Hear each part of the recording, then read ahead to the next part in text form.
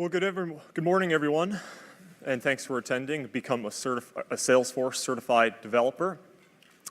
Now, first things first, if you're not a true Salesforce developer, don't worry. We're not going to be focused solely on developer certifications. We will cover the gamut of them. So if you're not a developer, there's no need to run for the door right now. My name is Stephen Noe.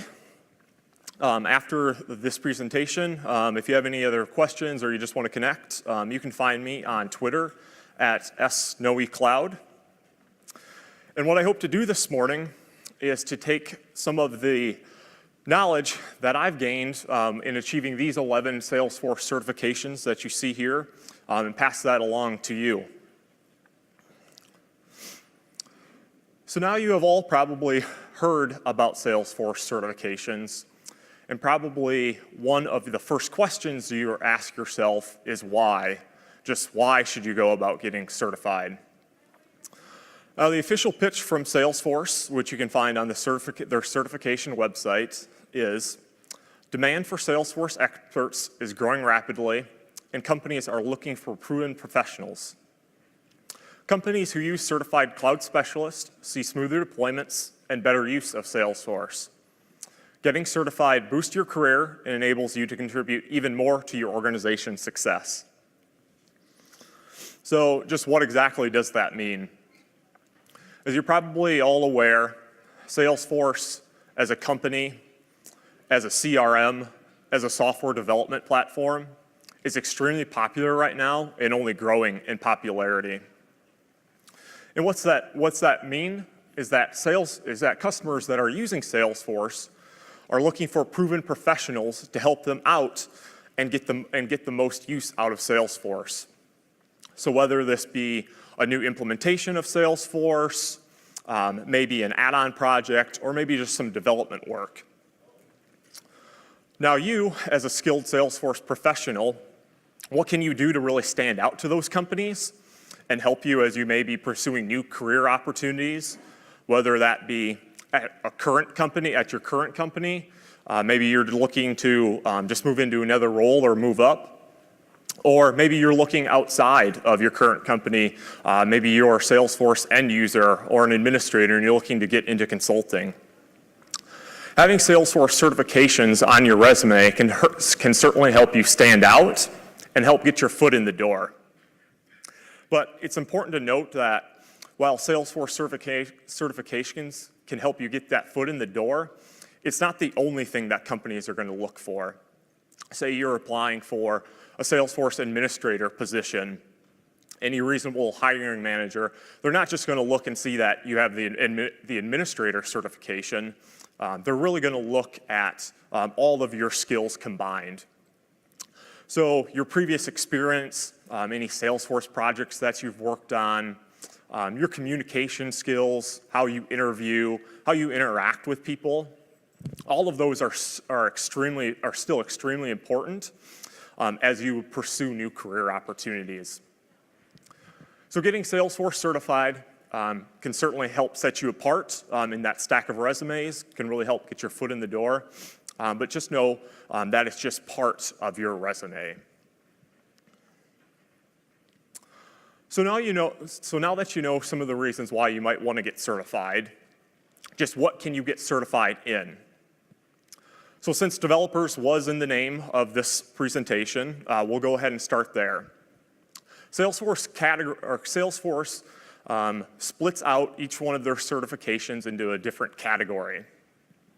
And so for our developers, there is the Platform Developer 1 and the Platform Developer 2 certification.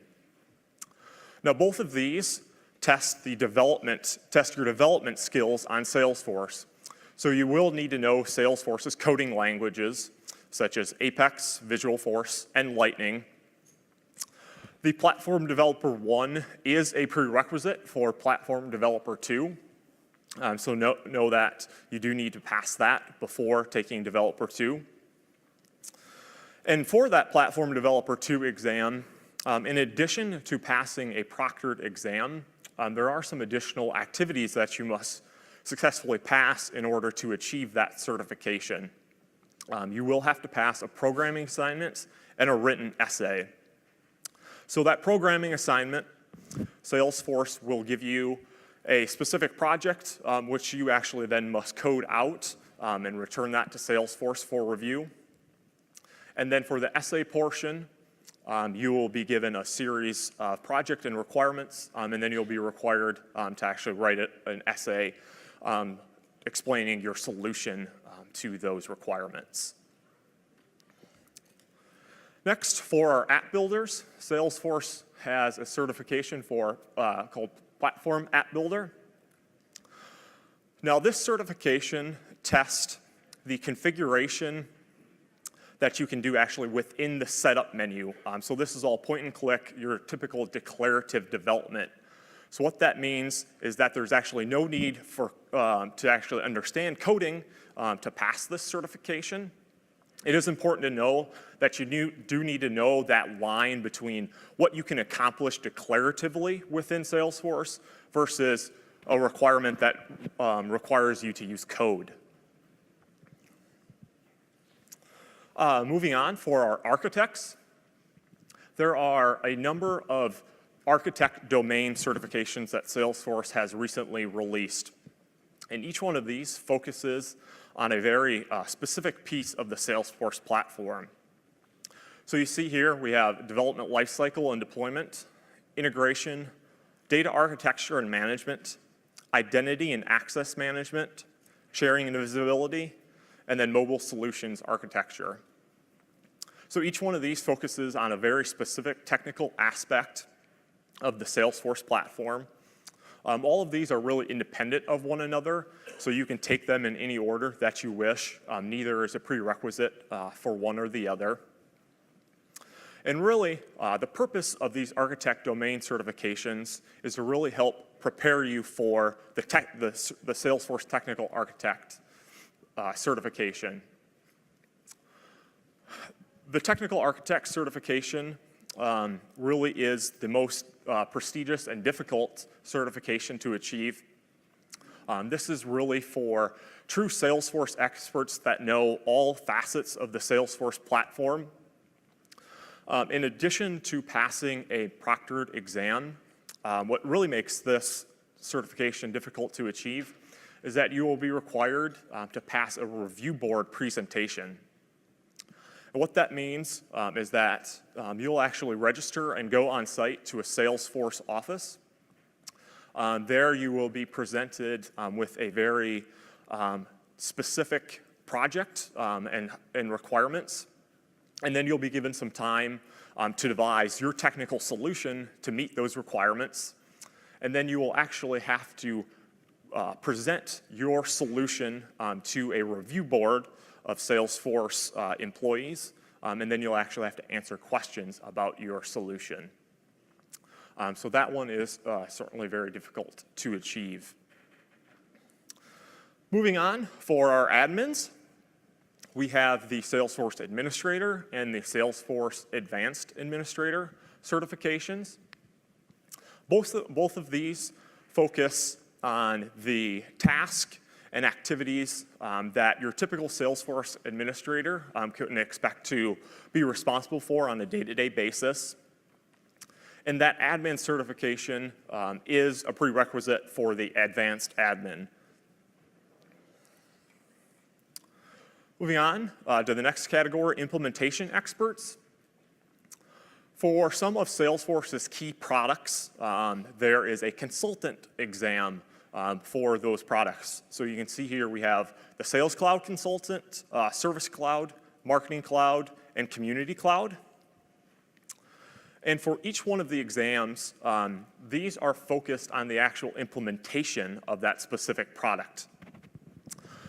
And these are really focused on a lot of the questions that you'll get on these certifications come from a consulting standpoint, in that you will receive a set of requirements, and then you'll have to pick an answer based upon meeting those requirements within the confines of that specific product. Next, for our marketers and the Marketing Cloud product, there are two certifications related to Marketing Cloud. email specialist, and social specialist. And these are really focused on the two key areas of functionality for Marketing Cloud. These two are independent of one another, so you could take them in either order. But it is important to note that the email specialist certification is actually a prerequisite for that Marketing Cloud consultant certification, which I just mentioned. And then lastly, Pardot. For those of you who don't know, Pardot is Salesforce's B2B marketing automation product. And there are two certifications specific to Pardot. We have Pardot Specialist and Pardot Consultant. And just looking at those two names, they may sound very similar. But the difference there is that the Pardot Consultant exam, that is focused on the initial implementation of Pardot, whereas Pardot Specialist, that is more focused on the ongoing day-to-day admin activities that someone can expect to handle within Pardot. So now that you know just what you can get certified in, just how do you go about getting certified? Well, for each Salesforce certification, you will be required to pass a proctored exam. Now, you register for those exams through Salesforce's certification website, which will take you to WebAssessor. WebAssessor is an online scheduling tool that Salesforce uses to schedule exams. When you're actually scheduling your exam, you'll have the opportunity to either take that online or in person. In person means that you'll actually go to a local testing center and take that exam in person there. If you decide to take it online, that means that you will take the exam either at your home or in your office, and you'll actually use your own personal computer to take that exam. Now, if you do choose the online option, the computer that you're using to take that exam, there are some specific specifications that you have to meet. So I would certainly recommend reviewing those before choosing that online option. For most of the exams, there is a $200 registration fee. Some exams are a little bit more expensive than that, but a majority of them are $200. And then that proctored exam is typically 60 questions in which you have 90 minutes to take, and the passing score is right around 65%. Now, for some exams, these numbers vary slightly, but this is a general rule of thumb to go by. Now, when you take that exam, and once you complete it, you'll immediately be shown whether you passed or failed the exam. You'll also receive an email with your results as well. But there's no need to wait around to find out if you've passed or failed. But it is important to note that after you've completed the exam, that's basically all you're shown is whether you've passed or failed. Any incorrect answers that you've had, those are not shown or given to you in any way. So in addition to those proctored exam, a couple of the certifications do require some of those additional activities. We have, for our Platform Developer 2, we have that additional programming assignment and essay that you must complete. And then for the Technical Architect certification, we have that review board presentation that you must successfully pass. So now how do you just go about studying for these exams? My first piece of advice for anyone studying for a Salesforce certification is to review the study guide. For each certification that Salesforce offers, they provide a study guide that can be found on their certification website. Now, that study guide contains a number of very important details about the exam. It will tell you exactly how many questions are going to be on the exam, how long you have to take it, what is the passing score. So you'll be able to find all of that specific information within the study guide.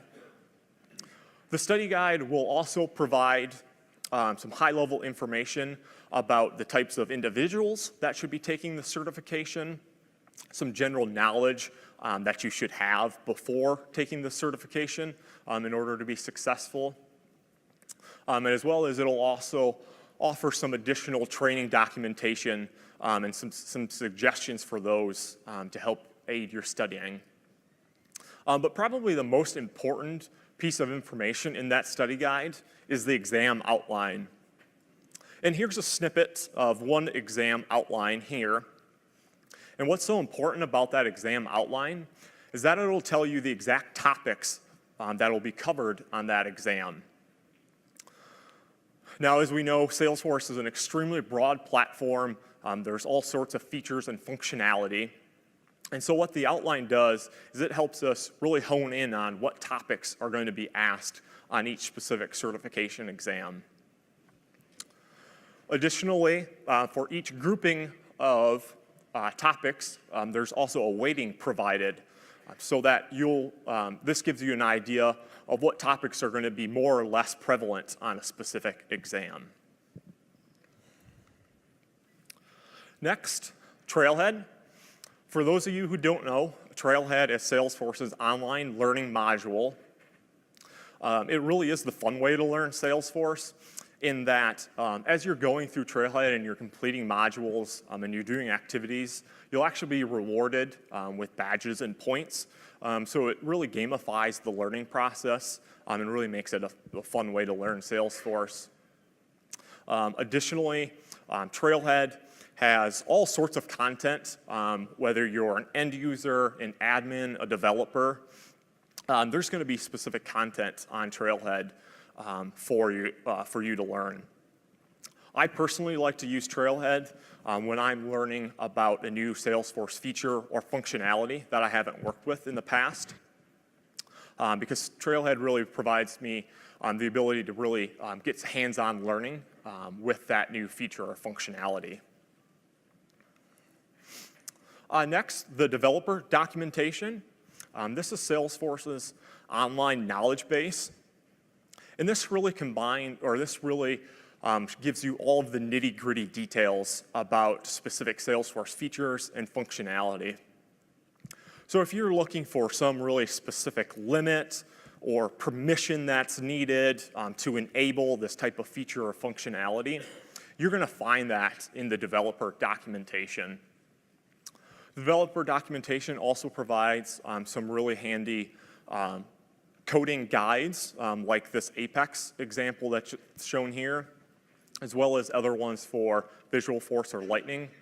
It also provides a number of workbooks and projects that you can actually work through at your own pace. Next, online flashcards.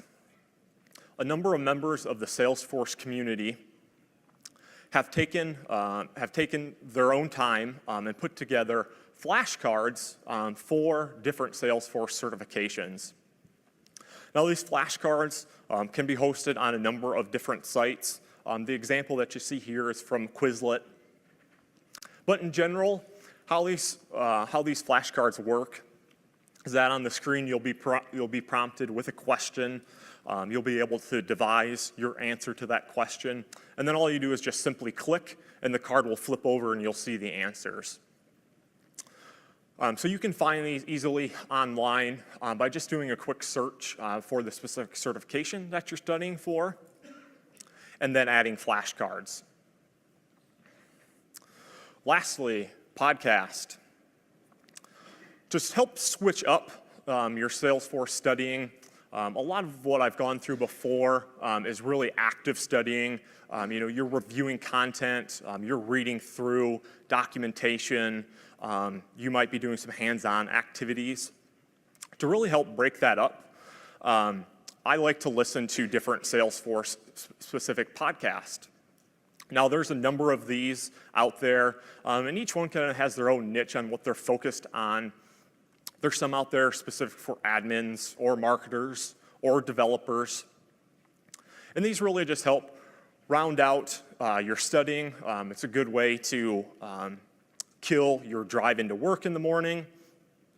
My favorite Salesforce-specific podcast is called the Good Day Sir podcast. This one is a little bit more developer-focused, but the hosts really do a good job of making it fun and entertaining. In addition to talking about Salesforce, they also talk about other technologies. So it really just is an entertaining way to help learn more about Salesforce and kind of the broader technology spectrum. So after you've passed your proctored exam and you've achieved your Salesforce certification, unfortunately, Salesforce doesn't let you keep that certification to the end of time without doing a little bit of work along the way.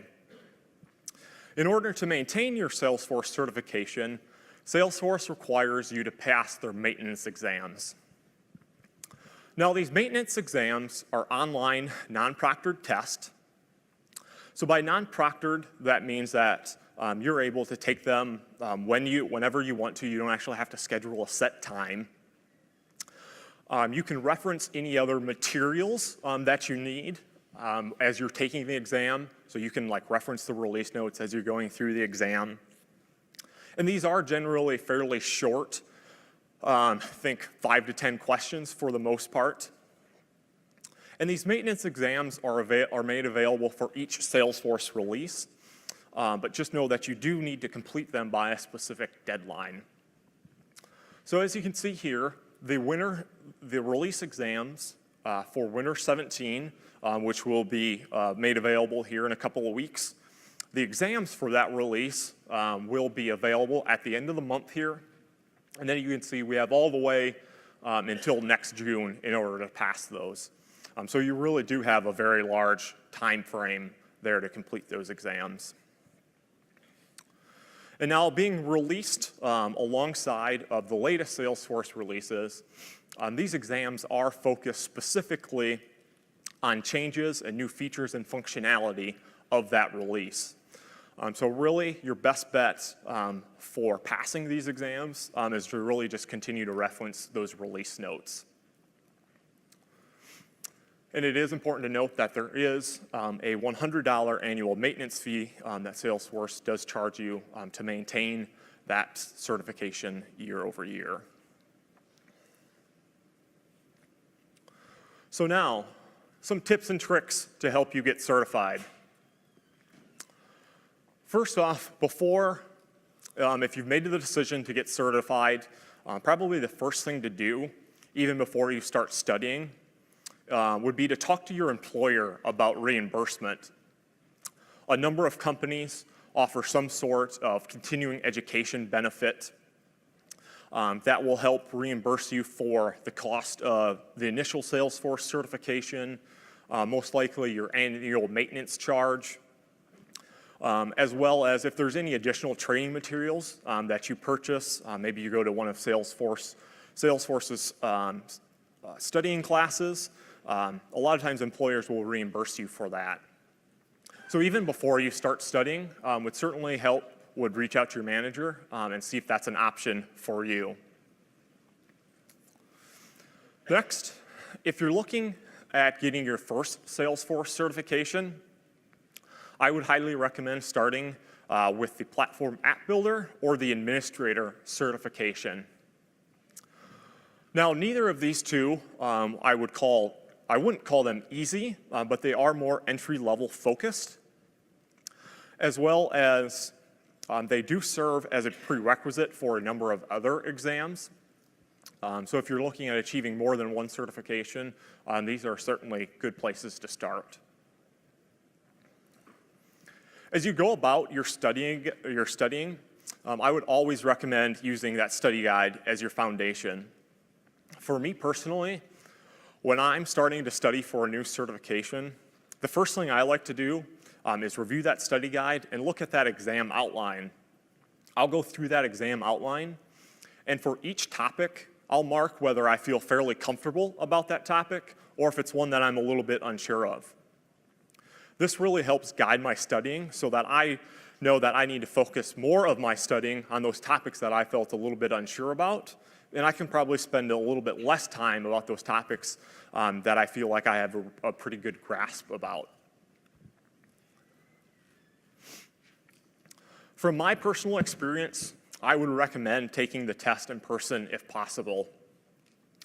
If you do take it online, like I mentioned before, there are some specific requirements that your computer has to meet in order to take it online.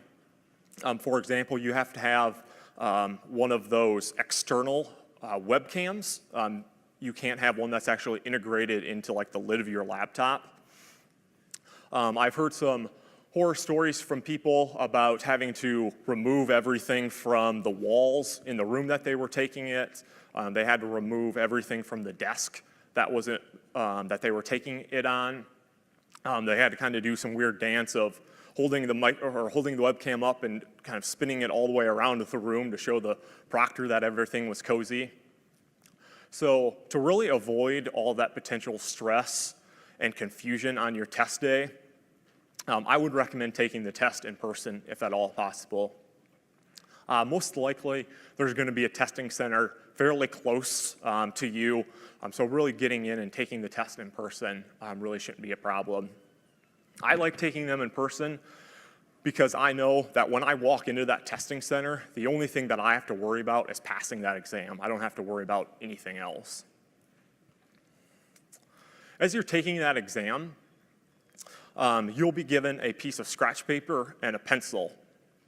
Now, when I first started taking these Salesforce certification exams, I had no idea what the scratch paper and pencil was for. It wasn't like I'm taking an algebra exam and have to write out a bunch of long math equations or anything like that. But what I found has helped me is that as I'm going through that exam, I like to jot down the topics of the questions that I was a little bit unsure about. Now, being a proctored exam, I can't walk out of the testing center with that piece of paper, but just the fact of writing those topics down, that really helps me remember those topics.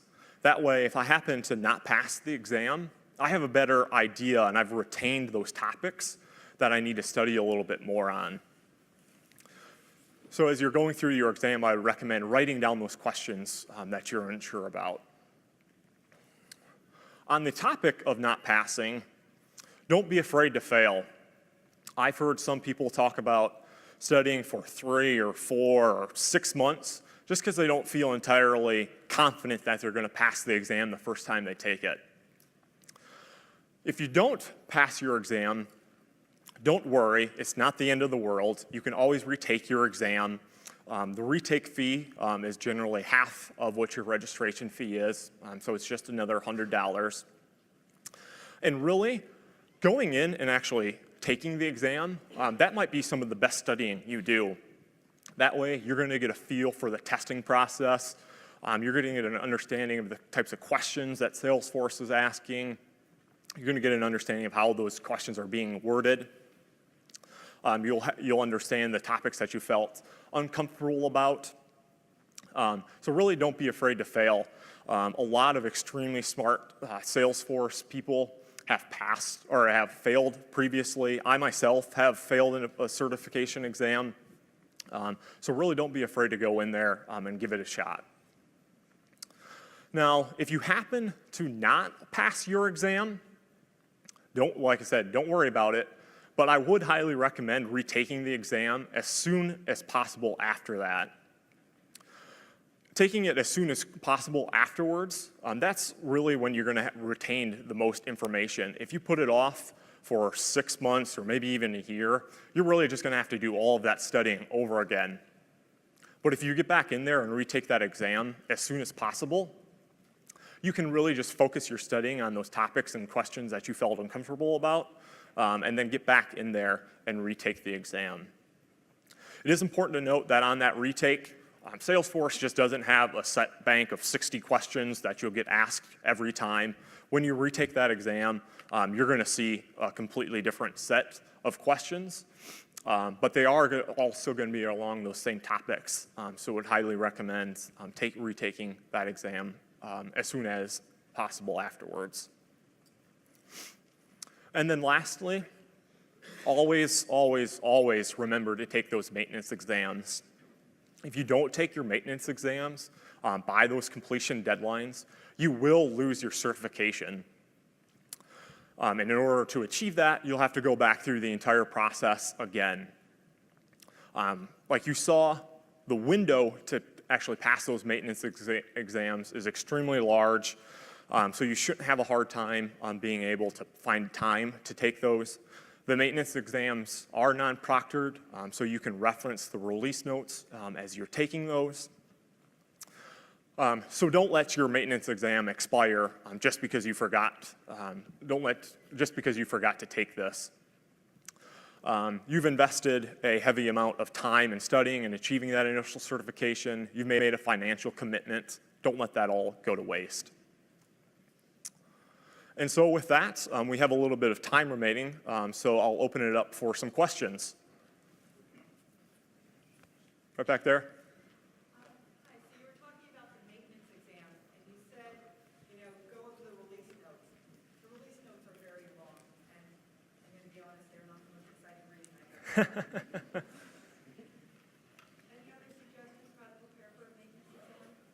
So the question was about preparing for maintenance exams. Since the maintenance exams are non-proctored, you can actually just reference those release notes alongside while you're taking the exam. So kind of a tactic that I like to use is now that Salesforce has made those available as HTML versus just one big long PDF, is actually just using the search functionality there.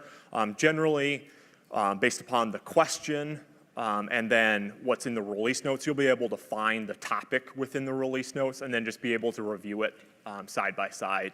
So that's really what I would suggest for those completing those maintenance exams.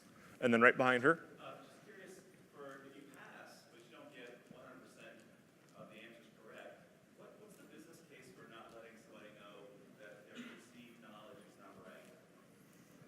Yeah, that's a good question. I can't speak specifically for Salesforce's, what their theory is behind that.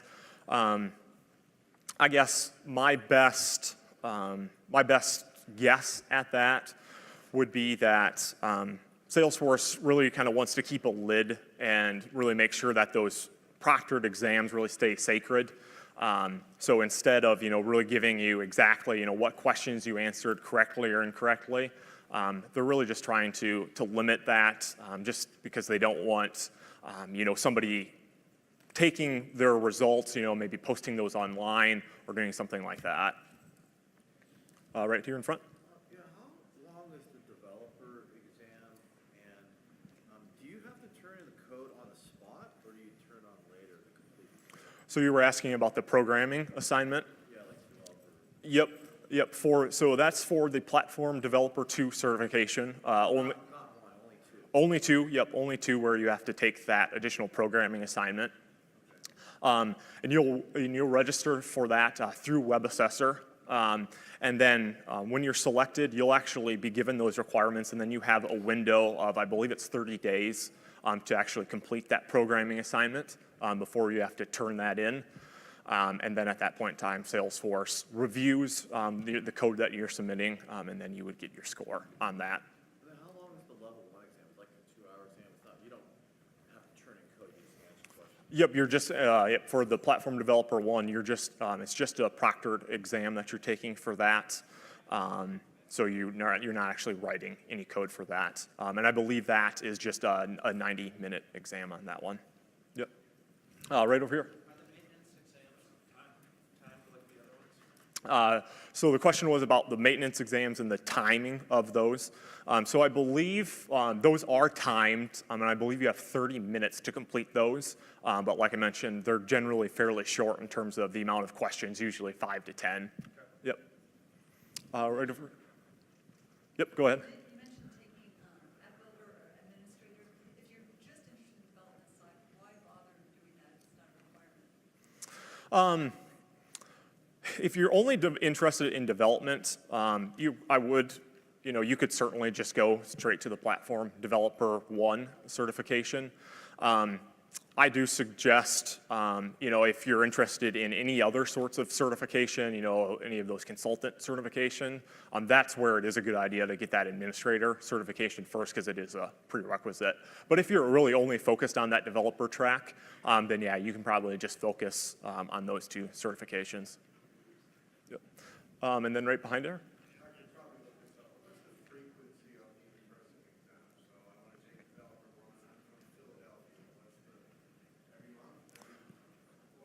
Yeah, so for those exams, it really just goes based upon the availability of your, whatever your nearest testing site is.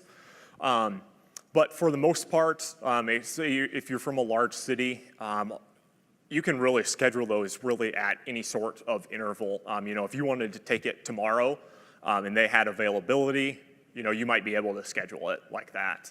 Personally, I know the testing center that I go to, it's a smaller center, and they only do test on Fridays, so I know that I'm just going to take it on a Friday.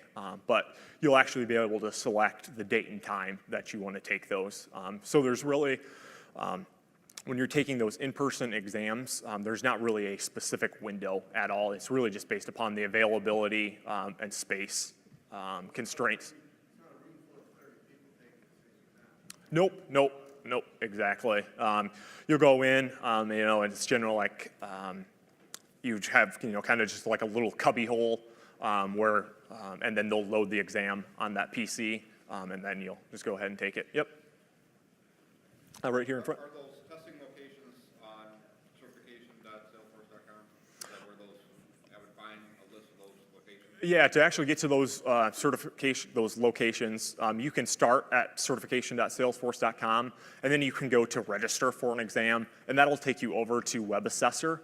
And Web Assessor is what Salesforce uses to really schedule those exams. And then from there, that's when you could go through and actually find a local testing center. Yep. Back there. Yep. You can take those those maintenance exams multiple times. Yep.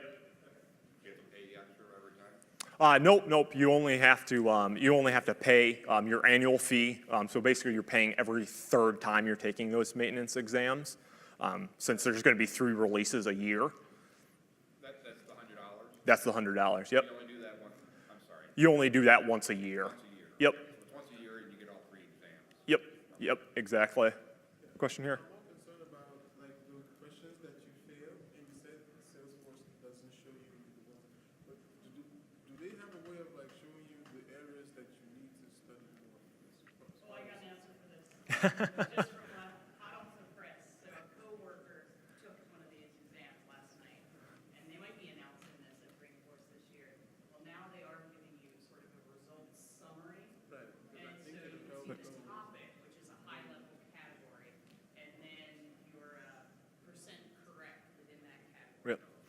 Georg, do you want to mention that? Yeah, we just released this and went live Monday morning, continuing to innovate and improve. And you will see the section and the percentage, so you have a lot more granular information now beyond pass or fail. Excellent. Yeah, go ahead, sir. So I know that with certifications that Salesforce offers, you actually have to take the maintenance exam 3 times throughout the year. It's not just once, it's 3 times. Yep. So for those maintenance exams, you will take those for each Salesforce release. So winter, spring, summer. For each release, you will have to take the maintenance exams. And Salesforce does a really good job of emailing you, letting you know when those are ready. If you're getting close to like the completion deadline and you haven't taken it, they're reminding you about those. But you do have to take those for each Salesforce release. But the $100 maintenance fee is only applicable annually. So you still only do have to pay that additional fee one time per year. So then you're still limited to a certain amount of time where you can actually take each exam. Correct. Yep. So yeah, if you kind of play your cards right, you could not pass or not take the winter maintenance exams until maybe even like the spring ones are available. So it's just kind of whatever. I personally like to take them as quickly as I can, just to kind of get them done and out of the way. But you do have that large window. Question back there? Do you have to keep your like lower level certifications active, keep paying the maintenance on those? Do you have, like if you have the developer one, do you have to keep, if you have the developer two, you have to keep the developer one active?